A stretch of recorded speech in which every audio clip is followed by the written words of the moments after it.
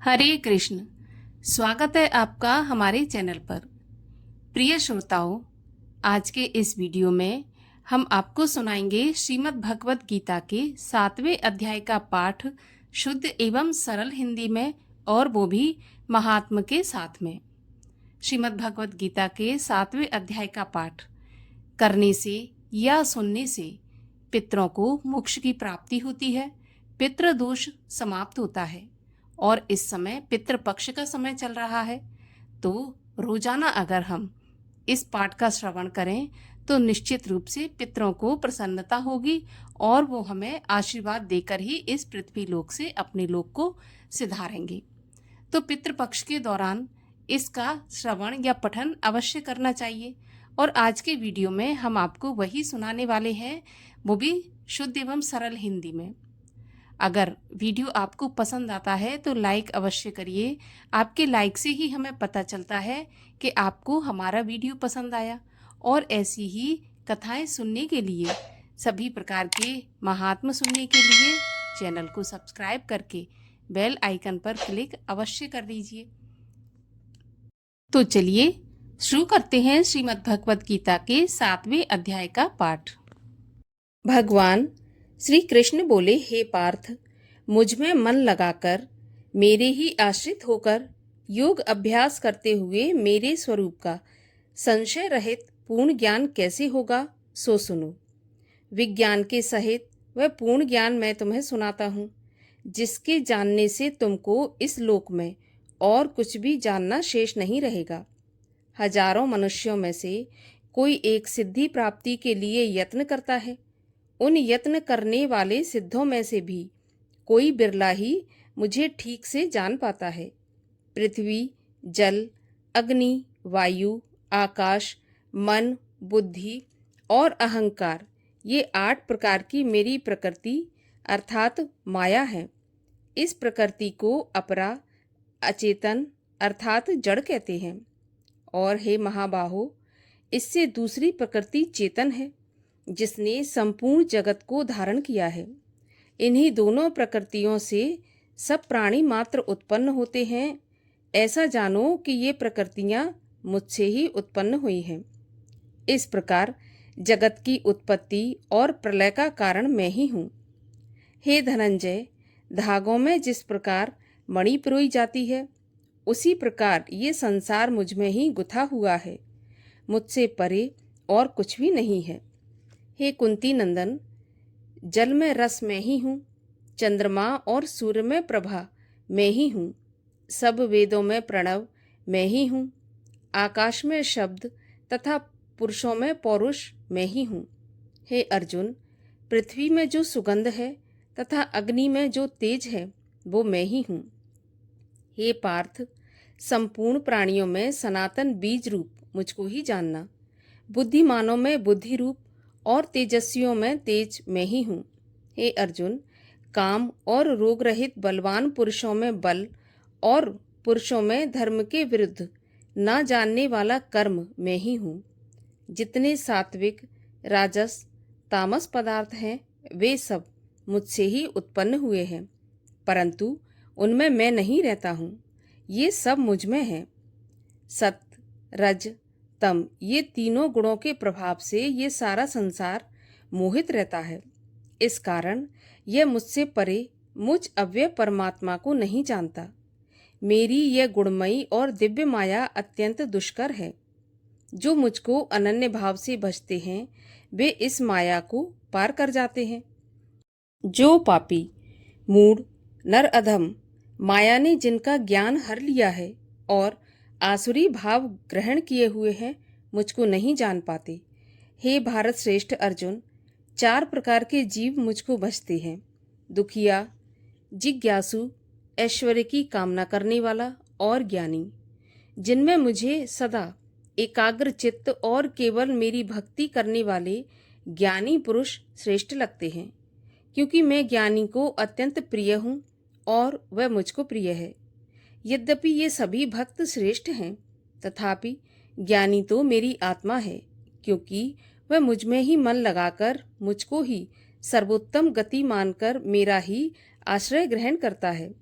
अनेक जन्म में अनंतर ज्ञानी मुझे पा लेता है। ऐसा महात्मा अत्यंत दुर्लभ है जो सब जगत को वासुदेव में समझे। अपनी अपनी प्रकृति के नियम के अनुसार मनुष्य भिन्न भिन्न काम वासनाओं के अज्ञान में डूबकर उन फलों की चाहना से अन्य देवताओं के अधीन होकर उनकी उपासना करते हैं। हे अर्जुन, जो भक्त श्रद्धा पूर्वक जिन जिन देवताओं का पूजन करना चाहते हैं, उन पुरुषों की उस श्रद्धा को मैं दृढ़ कर देता हूँ। वह इस श्रद्धा से युक्त होकर उस देवता की आराधना करता है, फिर उसको मेरे ही रचे हुए कर्म फल प्राप्त होते हैं। परंतु उन अल्प बुद्धि वालों का फल नाशवान है। देवताओं के आराधना करने वाले देवताओं को मिलते हैं और भक्त जन मुझ में मिल जाते हैं। मेरे अविनाशी अति उत्तम स्वरूप को ना जानकर मंद बुद्धि लोग मुझे अव्यक्त को व्यक्त अर्थात देहधारी मानते हैं। मैं योग माया से आच्छादित होने के कारण सबको नहीं दिखता। उसी से मूढ़ लोग अनादि तथा अविनाशी मुझको नहीं जानते।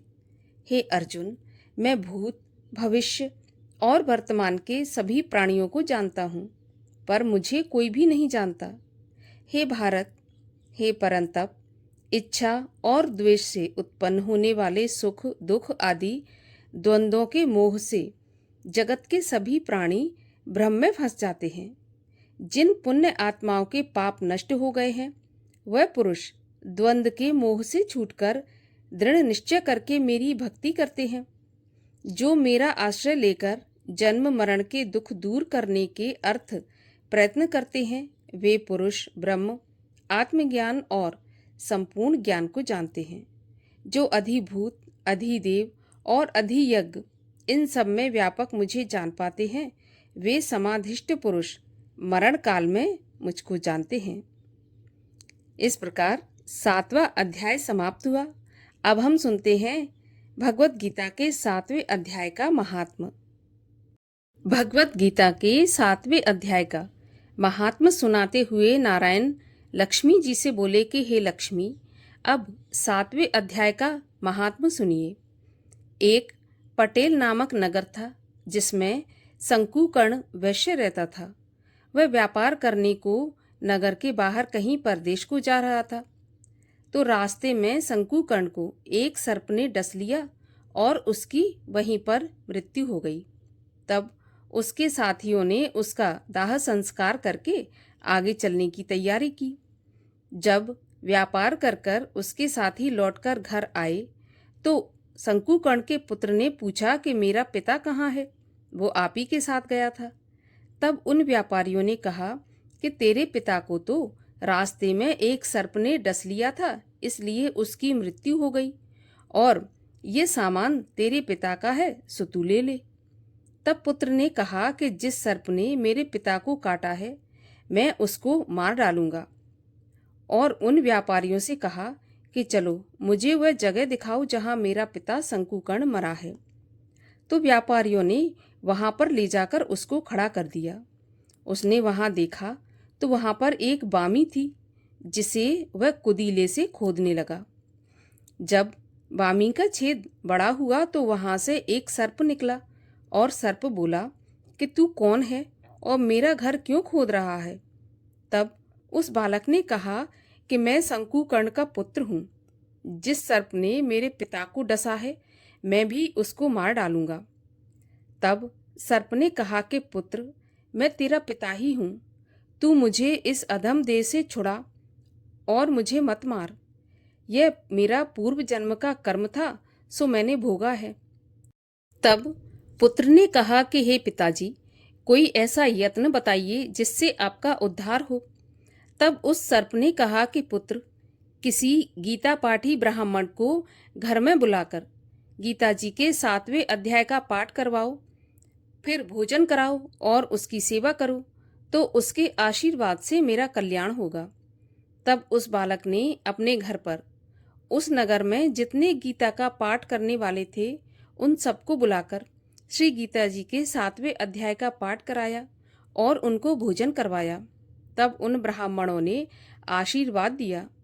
तभी तत्काल वह अधम देह से छूटकर देवदेही पाकर विमान पर चढ़कर आकाश मार्ग को जाता हुआ अपने पुत्र को धन्य धन्य कहता हुआ आशीर्वाद देता हुआ वैकुंठ धाम को प्राप्त हुआ। तो ये था गीता जी के 7वें अध्याय का पाठ हिंदी में और उसका महात्म। इसको पितृपक्ष के दौरान और अमावस्या पर सुनने से पितरों को शांति प्राप्त होती है।